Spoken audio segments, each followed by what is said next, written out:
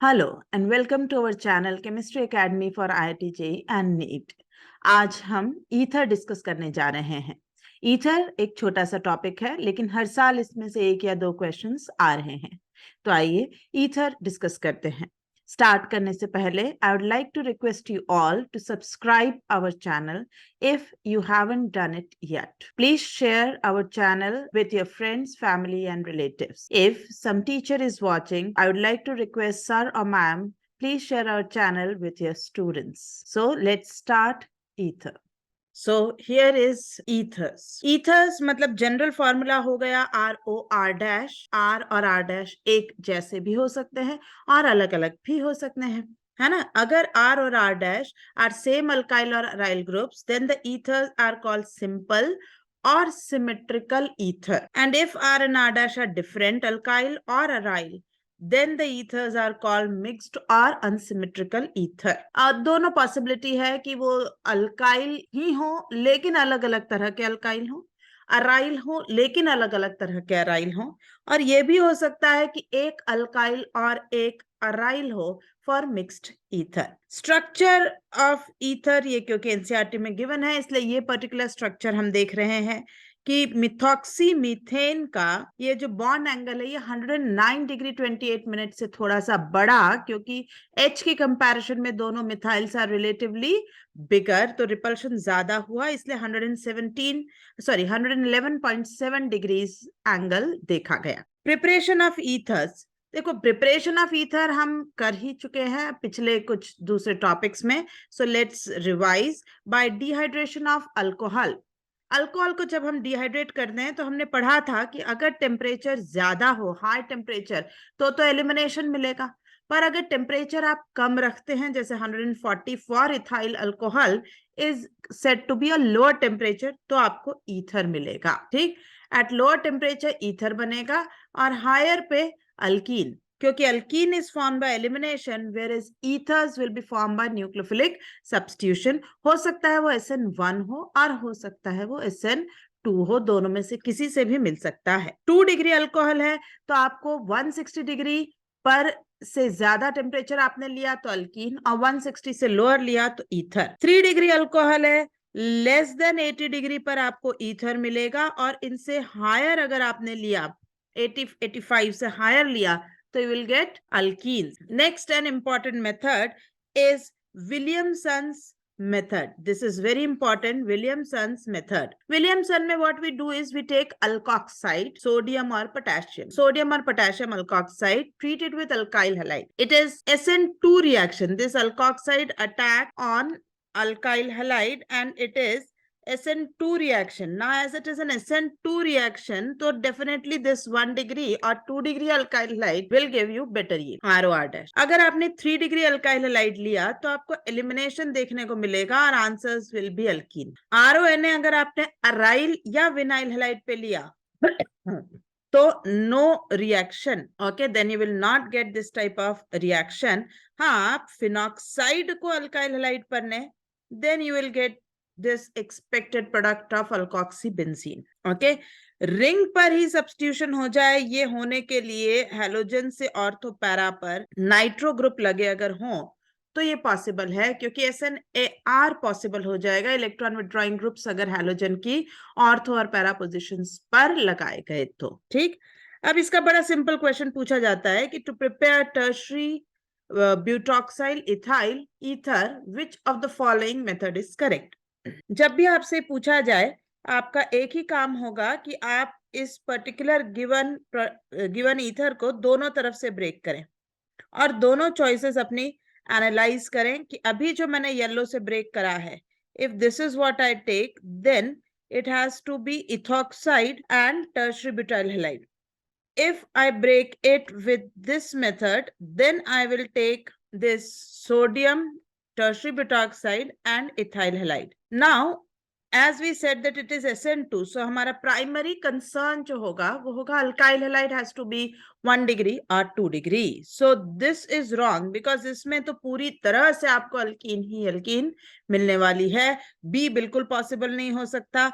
हाँ, A में भी डेफिनेटली अल्कीन तो बनेगी ही, अल्कीन हम जीरो कर ही नहीं सकते, बट फिर भी Comparatively, this method is relatively better, and so answer is A. Physical properties of ether.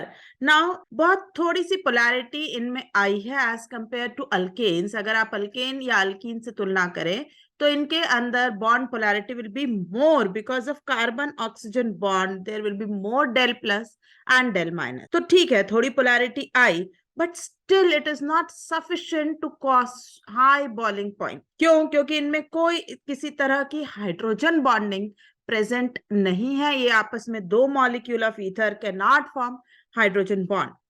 सो इनका बॉइलिंग पॉइंट आइसोमेरिक अल्केन्स के आसपास ही होगा, थोड़ा उससे क्लोज होगा, और अल्कोहल्स की तुलना में बहुत कम होगा. अल्कोहल्स भी कैसे लेना है? आइसोमेरिक, रैंडम नहीं. You have to take isomeric compounds to comment on these intermolecular forces. अब इनमें भी अगर हम बात करें तो ये पर्टिकुलर एग्जाम्पल मैंने यहाँ पर लिखा है क्योंकि ये आपको प्रेडिक्ट आप नहीं कर सकते. क्या? देखिए, एन पेंटेन का जो बॉइलिंग पॉइंट है वो 309.1 है, जबकि ईथर का 307.6 है. हम कहेंगे थोड़ी पोलैरिटी है, तब तो बॉइलिंग पॉइंट ज्यादा होना चाहिए ना 309 से, but no, it was found to be slightly less, and this is an NCERT example, so it is very important. Okay, next is water solubility की अगर मैं बात करूं तो ठीक है, ईथर आपस में हाइड्रोजन बॉन्डिंग नहीं कर सकते, लेकिन वाटर की एच बॉन्डिंग को एक्सेप्ट तो कर सकते हैं, और इस वजह से दे आर ऑलमोस्ट, या I should say very close to solubility of alcohol. देखिए, अल्कोहल अगर मैं लूं, ये 1 2 3 4 एन ब्यूटेनॉल हमने यहां लिया, और एन ब्यूटेनॉल 100 ml वाटर में 9 ग्राम पर 100 ml वाटर सॉल्युबिलिटी दिखा रहा है. वहीं इथॉक्सी इथेन 7.5 ग्राम्स दिखा रहा है, which is quite comparable. N pentane is almost insoluble. तो उसकी कंपैरिजन में देखें तो वाटर सॉल्युबिलिटी में ये अल्कोहल से अपने नेचर के क्लोज है, और बॉइलिंग पॉइंट में it is closer to alkanes. Okay, next we move to chemical reaction of ether. This is the point which is asked every year. So कौन सी chemical reaction दिखाते हैं ये दिखाएंगे basically carbon oxygen bond break होने वाली. अब carbon oxygen bond break दो तरीके से आप कर सकते हो, या तो HX कॉन्सेंट्रेटेड HX ले लें, या डाइल्यूट H2SO4. इन दो से आप ये काम कर सकते हैं. देखें, विथ कॉन्सेंट्रेटेड HX भी जब कहा जाता है तो it is not HCl which will give you the result. It is HI and HBr which will give you the result. HCl being much less acidic will not cause this bond fission जो हमने ऊपर लिखा cleavage. कैसे होगा ये bond breakage? उसका mechanism, सबसे पहले ether will form protonated ether like this, क्योंकि HI being strong acid will give its H+. HBr भी काम कर देता है. अब इसके बाद ये रिएक्शन SN1 भी हो सकती है और SN2 भी हो सकती है. हम ये अज्यूम कर लें कि R' जो है ये स्मॉलर है, हम ये मान लें. अगर हम ये मानते हैं तो SN2 में I- will attack on R' and therefore R' और अल्कोहल बन रहा है. अब हमने क्योंकि मान लिया कि R' छोटा है तो SN1 में it will be the bigger one which will form a carbocation. तो R will form a carbocation और R plus will form the Ri. So that is what the difference will be. लेकिन हमें कैसे पता चलेगा कि कब SN1 लेना है और कब SN2? तो बेटा ये मैंने पॉइंट्स यहाँ लिखे हैं, इनको आप ध्यान से देखें, इनसे आपको पता चलेगा. If both R and R' are 1 degree और 2 डिग्री तो आप SN2 ले लें. मतलब ईथर के अंदर अगर R और R' दोनों मिथाइल है, प्राइमरी है, या फिर मैक्सिमम सेकेंडरी है, तो ऐसे अल्काइल्स अगर मौजूद हैं तो आप उसमें SN2 मैकेनिज्म लें. इफ ईदर ऑफ R और R' इज बेंजाइल, अलाइल और 3 डिग्री अल्काइल तो आप SN1 मैकेनिज्म फॉलो करें. अगर दोनों में से कोई एक भी R या R' में से बेंजाइल, अलाइल या 3 डिग्री अल्काइल है तो ये कार्बोकटायन अच्छा बना सकते हैं. जब कोई भी रिएक्शन कंडीशन में SN1 और SN2 दोनों हो सकती है तो rate of SN1 normally dominate कर जाएगा if other conditions are being same. So that is why benzyl, allyl and 3 degree अगर है एक भी तो दूसरा अल्काइल चाहे बेस्ट फॉर SN2 मिथाइल ही क्यों ना हो, तब भी रिएक्शन क्या होने वाली है? N1. If HI is taken in excess, then temperatures are high, then alcohol जो प्रोडक्ट बना वो भी HI से रिएक्ट कर लेगा और इसलिए फाइनल प्रोडक्ट आपको उसका भी आयोडाइड मिलेगा। जो अल्कोहल बना वो भी HI एक्सेस से रिएक्ट करके Ri प्लस वाटर बनाने की रिएक्शन कर देगा और आप 2 moles of alkyl iodide report करेंगे तब। ठीक, अब सबसे ज्यादा क्वेश्चन एज आई सेड इसी पर आते हैं, तो हम थोड़ा प्रैक्टिस करते हुए चले। यहाँ देखिए मिथाइल और ethyl. Methyl is now accepted as primary in NCERT 11th volume 2 it is given. Both are primary. So smaller is methyl. So answer is, it is going to be MEI plus ETOH. Now in this HI and concentrated KOH. Now this point, this carbon जो connected है ये कैसा है, ये 2 degree है और ये connected है 1 degree.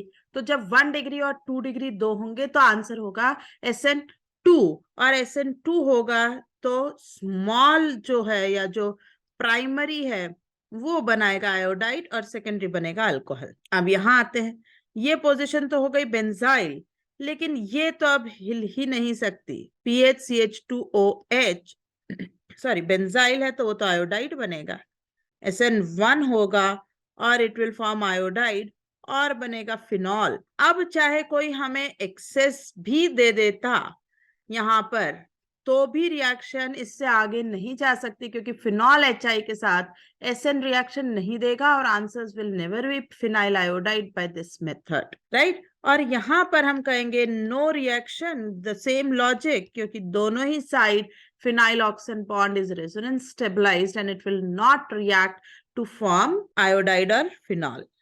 Now this is SN1, so we'll get ethanol plus tertiary butyl halide. Moving further, mains 2022 latest question. Compound I, this was assumed to be I, is treated with concentrated HI to give a hydroxy compound which is further heated with zinc.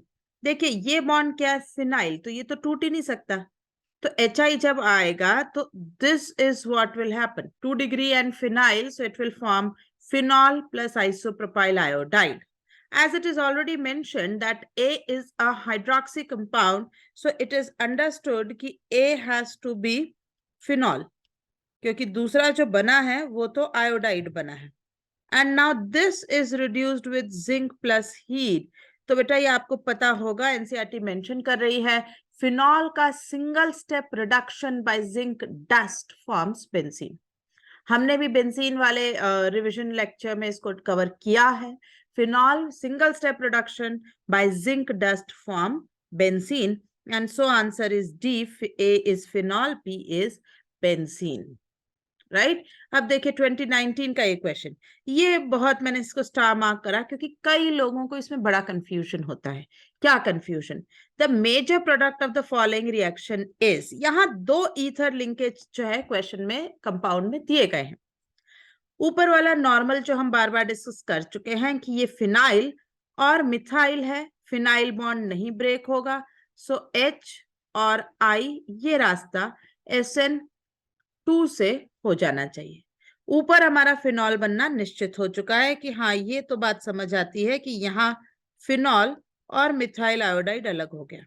अब नीचे ये जो दूसरी position है cyanide दिया हुआ है कि हम कार्बोकटायन बनाए बेंजाइल या 2 डिग्री पर अटैक लें, SN2 करें। तो वेल आंसर जो है इसका कि अब देखिए दोनों ही तरफ ये अदरवाइज पोजीशन जो है वो 2 डिग्री है, ये भी एक तरह से 2 डिग्री है, ये भी 2 डिग्री है, करेक्ट। ये जो पोजीशन है अगर ये 2 डिग्री है लेकिन ये इलेक्ट्रॉन विड्रॉइंग साइनाइड और फिनाइल के पास है तो ये SN2 के लिए भी अच्छी है।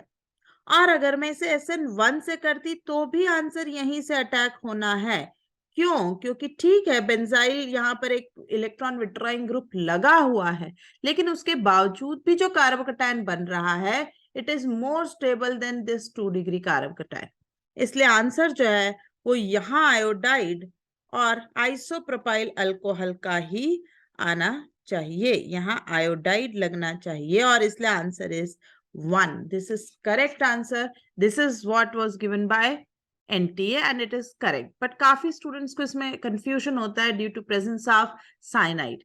तो देखो वहां पर लगने से जो कार्बोकैटायन अगर वीक भी हुआ तो वो एक बेंजाइल कार्बोकैटायन की तुलना में वीक हुआ है, not with comparison to a 2 degree carbocation. That is how it will work. Next 2020 में भी इस पर question, in combination with other reaction in the following reaction sequence structure of A and B respectively will be। Again same point, HBr heat. So फिर से हम करेंगे H इसकी तरफ और ब्रोमीन यहाँ SN2 होगा, क्योंकि बेंजीन और ऑक्सीजन बॉन्ड तो ब्रेक होना नहीं है। अब ऐसा करते ही आपको A का स्ट्रक्चर या तो ऑप्शन A में नजर आ रहा है या D में। तो हमारी दौड़ में या तो A रेस में है या फिर डी रेस में है बाय ए ऑप्शन। अब जब इसने सोडियम इन ईथर किया तो it has to be intramolecular woods. ये ब्रोमीन यहां से इस तरीके से हटना चाहिए, ये ब्रोमीन हटना चाहिए। Yes there is a issue कि फिनोलिक OH है तो हाइड्रोजन हटा होगा। अब ये जो क्वेश्चन है इसमें हमारा एक बेस्ट आंसर के तौर से हम आंसर डी दे रहे हैं। वाई बेस्ट आंसर क्यों? दूसरी चॉइस क्या थी? अगर हम इसे एसिड बेस लें जो कि ज्यादा इफेक्टिवली होना चाहिए थी, इसमें कोई शक नहीं है, और ये ब्रोमीन और ये CH2Br, तो ये विलियमसन इंट्रामोलिकुलर हो जाती और हमारा आंसर ऑक्सीजन और यहाँ CH2Br। ये आंसर आपको इस बी ऑप्शन में मेरे ख्याल से नजर आ रहा है, लेकिन उसका फिर जो फर्स्ट ए स्ट्रक्चर है वो गलत बना हुआ है। You got my point? तो या तो हम ए को करेक्ट आंसर कर पा रहे हैं या बी को हम अपने हिसाब से आंसर कर पा रहे हैं। So best choice to go for is कि D is the best answer which was given by NTA। Okay, कई बार आपको मेंस में इस तरह की प्रॉब्लम होगी कि सारा अप्रोप्रिएट या परफेक्ट आंसर आपको ना मिले। तब ऐसी कंडीशन में आप सवाल को छोड़े ना, अपना थोड़ा सा विवेक का इस्तेमाल करते हुए जो बेस्ट आंसर हो वो टिक करके आए, क्योंकि मेंस इस चीज के लिए बहुत ही फेमस हो चुका है, या मैं कहूं इनफेमस हो चुका है, कि जरूरी नहीं है कि आंसर करेक्ट हो, but that is the best available in the options, तो आपको उसी को फॉलो करना पड़ेगा। नेक्स्ट, अगर हम इस बॉन्ड को ब्रेक करने की बात कर रहे थे तो हमने HX से ब्रेक करी। अब अगर डाइल्यूट H2SO4 का इस्तेमाल करें, सो पहले आप H+ से वैसे ही प्रोटोनेशन। अब मैंने डिफरेंस बताने के लिए oxygen of water is isotopically labelled O18। तो अगर ये SN2 है और फिर मैंने R' पर ही अटैक लिया, उसी तरह का अजम्पशन कि R' इज स्मॉलर मान लिया, इस पर अटैक लिया तो प्रोटोनेटेड R'OH, देन इसने H+ लूज करा and we got 2 alcohols ROH and R'OH 18। अगर ये SN1 है तो R' ने कार्बोकैटायन बनाया, उस पर R ने कार्बोकैटायन बनाया, उस पर 18 वाला वाटर अटैक किया, और इस बार 18 वाला वाटर के कारण R के पास O18 है, SN2 में R' के पास थी। Now the problem is when to take what। So अगर दोनों ही R और R' 1 डिग्री या मिथाइल हो तो आप SN2 ही इस्तेमाल करें। ओके, क्यों? क्योंकि वाटर एक वीक इलेक्ट्रोफाइल है, तो अब रिएक्शन का वैसा झुकाव जो होगा वो SN1 की तरफ होगा। ओनली व्हेन रिएक्टेंट ही for whatsoever reason fails to give SN1, तभी आपको SN2 देखने को मिलेगी। तो अगर 1 डिग्री और मिथाइल हुए, कार्बोकैटायन बहुत अनस्टेबल है, तो आपको SN2 देखने को मिलेगी। अदरवाइज R एंड R' दोनों 3 डिग्री, उनमें से कोई एक भी बल्कि 3 डिग्री 2 डिग्री बेंजाइल अलाइल, तो बिल्कुल प्योर SN1 का एग्जाम्पल होगा ये ब्रेक। ठीक, आइए यहां देखें। देखिए ये जो है मिथाइल और इथाइल दिया गया है, मिथाइल और इथाइल दोनों ही 1 डिग्री, सो ये SN2 जाने वाला है ना। हमने इस बार O18 इसी में दिया है, तो आप डाइल्यूट H2SO4 में नॉर्मल H2O को कंसिडर करते हुए बढ़ें, तो MEOH प्लस ETOH 18, ये आंसर्स में यहां लिख रही। अब सेकेंड वन में आप देखें, नाउ इट इज SN1। क्यों? क्योंकि एक साइड आपको सेकेंडरी अल्कोहल मिल चुका है, सॉरी सेकेंडरी अल्काइल मिल चुका है, तो इस बार आपको SN1 देखने को मिलेगा. Now again 3 degree and 2 degree. So this is going to be SN1 again. ये OH18 इसके पास रहेगा. Here it is going to be no reaction क्योंकि phenyl oxygen bond will not break. Fifth is very important. Fifth is very important and very different. You cannot go by direct addition. यहाँ पर पहले addition, direct substitution. यहाँ पर पहले addition देखने को मिलेगा. H plus add यहाँ होगा. So ET O18 Me and double bond O plus, which of course is a resonating structure. इस कार्बन पे भी प्लस आएगा. Now water will attack on this. pi bond open होगा. क्यों? क्योंकि pi bond की एनर्जी कम होती है as compared to sigma bond तोड़ने के लिए. तो आपको यहाँ पर अल्कोहल जुड़ेगा. ओके, ये 1 2 3 1 2 3 एक कार्बन हमने बढ़ा दिया है, इसको घटा दें. इस तरीके से ये अल्कोहल, ये क्या चीज बनी? ये बना है हेमी एसिटल, और ये हेमी एसिटल होते हैं अनस्टेबल. ये फिर ब्रेक करेंगे और आपको ETO18H और CH3CH2CHO अल्डिहाइड. अब आप देखिए, अगर आप यही करते तो आपको लगता कि विनाइलिक और ऑक्सीजन 18 का बॉन्ड ब्रेक करना मुश्किल है, और आप O18 को विनाइल के साथ एसोसिएटेड रखते, जो गलत आंसर देता. आपका जो O18 है वो इथाइल के साथ जा रहा है, और जो डबल बॉन्ड साइड है वहां पर डबल बॉन्ड आने पर इनॉल बनेगा, और इनॉल को आप टॉटमराइज कर रहे हैं, ऐसा आप कह सकते हैं.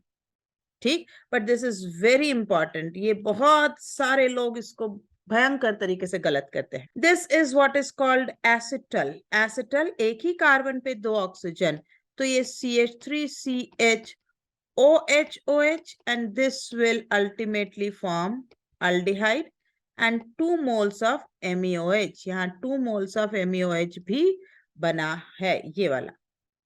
ओके, ये हटा है. तो इस तरीके से हम डाइल्यूट H2SO4 से बॉन्ड ब्रेक कर सकते हैं. अभी तक हमने ओपन चेन की ही बातें करी है, ओपन चेन को ही कंक्लूड करें.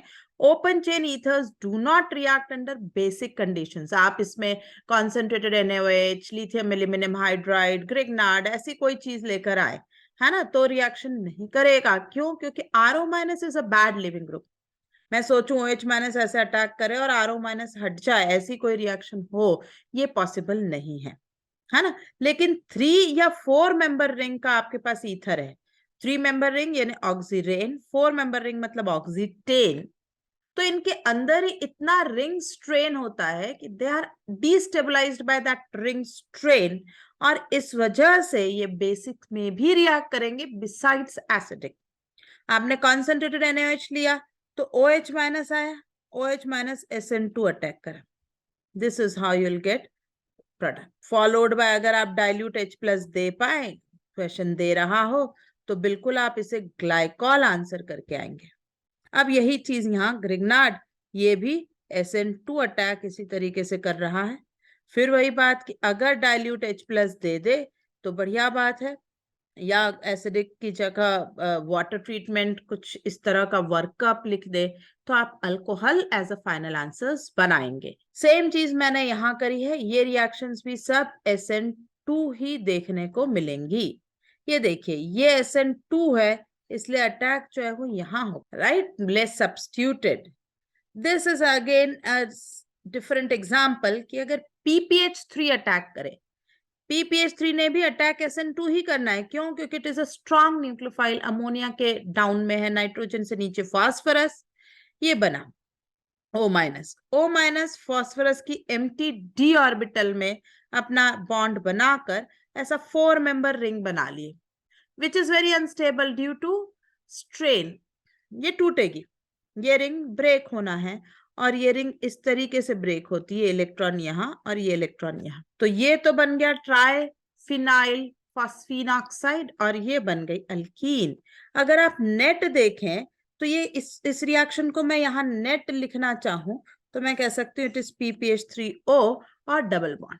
सिंपली आप ऐसे भी इसे याद रख सकते हैं. अगर आपने अमोनिया से रिएक्शन कराई और ऑक्सीरेन को एक्सेस में ले लिया, तो बार बार पहले अटैक से, अब जो बनेगा वो खुद में नाइट्रोजन में लोन पेयर है, तो वो नेक्स्ट मॉलिक्यूल पे और फिर 3 मॉलिक्यूल पे ऐसे अटैक कर करके इस तरीके का प्रोडक्ट बनाएगा। हाँ, मैं ये मान ली हूं कि यहाँ पर मैंने ऑलरेडी H दे दिए हैं, किससे? NH3 के जो NH प्लस होंगे वो H plus are moved those position. ठीक, ये था बेसिक मीडियम में cyclic, but cyclic ethers also undergo bond fission under acidic medium, है ना, लाइक ओपन चेन ईथर्स। अब HI में हमने कहा था कि अगर 1 डिग्री और 2 डिग्री हो, ये 1 डिग्री कहलाएगा, इसको मैं 2 डिग्री ले रही हूँ क्योंकि एक कार्बन और 2 कार्बन इस साइड, है ना। तो इट शुड बी SN2 मतलब I minus has to attack and less substituted, answer ये होगा। यहाँ देखिए, ये जो कार्बन है ये 3 डिग्री कहलाएगा क्योंकि 1, 2 and 3 carbon are attach to it. So ये अगर 3 डिग्री है, ये 1 डिग्री है, यहाँ ये रिएक्शन आपको SN1 देखने को मिलने वाली है। क्लियर? ये फिर वही एग्जाम्पल कि अगर आपको डाइल्यूट H2SO4 दिया गया तो आप हमेशा ध्यान रखेंगे विनाइलिक सिस्टम है तो पहले आप यहाँ एडिशन करेंगे और फिर इस हेमीएसिटल को आप ब्रेक करेंगे, तो आंसर्स जो आएंगे वो O18 इधर, और जो आपका अल्डिहाइड आ रहा है, कीटोन आ रहा है, वो बाहर से वाटर लेकर बनाएगा। This is a question of I think 2021 या सॉरी 2022 में आया है ये क्वेश्चन, इसी लास्ट ईयर में ही। अगेन सेम स्टोरी, यहाँ पर कार्बोकैटायन बनाकर, और वाटर नहीं है इस बार, अल्कोहल का अटैक दिया हुआ है, तो आप OR आंसर करके आएंगे। ये 2022 का क्वेश्चन है। Next, property of ether. अब क्लीवेज की बात नहीं कर रहे हम, बॉन्ड ब्रेकेज की बात हो चुकी है। अब ईथर्स में क्या होता है, ऑक्सीजन से जो एडजेसेंट कार्बन है, CH2 वाला जो है राइट लेफ्ट, ये बड़ा स्टेबल रेडिकल बना सकता है ना, यहाँ या यहाँ ये रेडिकल स्टेबल बनाते हैं। और इसलिए अगर आपने इस ईथर के सैंपल को हवा में सनलाइट की प्रेजेंस में छोड़ दिया तो कुछ समय के बाद इट विल फॉर्म इस जगह पर रेडिकल, और oxygen molecule of air as per molecular orbital theory is already a biradical, है ना। तो ये बाय रेडिकल जो है इस कार्बन हाइड्रोजन बॉन्ड के बीच में व्हाट शुड आई से इंसर्ट कर जाएगा, घुस जाएगा। तो ऑक्सीजन बीच में घुस गया तो कार्बन हाइड्रोजन के बीच में ये मॉलिक्यूलर ऑक्सीजन की एंट्री, और नतीजा हुआ हाइड्रोपरॉक्सी ईथर। ये एक्सप्लोसिव होते हैं, है ना। अब लैब में हम ईथर्स का बड़ा इस्तेमाल करते हैं एज अ सॉल्वेंट। हम अगर एक पुराना ईथर सैंपल लैब में लें और एक्सपेरिमेंट करने जा रहे हैं तो हमें हमेशा पहले उसको वेरीफाई कर लेना चाहिए, चेक कर लेना चाहिए कि क्या इस पुराने सैंपल में रखे रखे हाइड्रोपरॉक्सी ईथर का तो नहीं प्रोडक्शन हो गया है। क्योंकि अगर हो गया है और आप उसे अब सॉल्वेंट का इस्तेमाल करेंगे तो यू विल फेस एक्सप्लोजन्स। तो हम कैसे क्या करें, हम उसमें FeSO4 डालें। अगर आप चेक करने की स्टेटस पर है तो FeSO4 डालें, उसमें अगर हाइड्रोपरॉक्सी होगा तो 2+ विल बी ऑक्सीडाइज टू 3+, और ये ओरिजिनल ईथर। Fe3+ को टेस्ट करने का तो बड़ा सिंपल तरीका है, मेरे को जहां तक याद आ रहा है, आप KCN लीजिए और FeSCN होल थ्राइज, या फिर उसको सही तरीका तो वैसे FeSCN2+ लिखने का होता है। इस तरह का आपको एक ब्लड कलरेशन देखने को मिलेगा। ये ब्लड कलरेशन अगर आ रहा है इसका मतलब है आपके ईथर सैंपल के अंदर हाइड्रोपरॉक्सी ईथर बना था, और अगर नहीं आ रहा है मतलब it is a pure ether. Go ahead for your experiment. अगर आपने फ्री रेडिकल हैलोजिनेशन कराया ईथर पे तो भी हमेशा याद रखना ईथर अपनी अल्फा पोजीशन पर स्टेबल रेडिकल बनाता है। -I का अर्थ नहीं है, उसका रेजोनेंस ऑफ ऑक्सीजन से स्टेबिलिटी आता है। सो यहां स्टेबल बनेगा रेडिकल और यहां आपको अल्टीमेटली क्लोरीन मिलेगा। This is not given in NCERT but ये इंपॉर्टेंट है। Okay, so that brings us to the end of ethers. Please go through it. If you like the video, if you find it useful for yourself, do not forget to hit the like button. Share and subscribe our channel with your friends, family, and relatives. Thank you.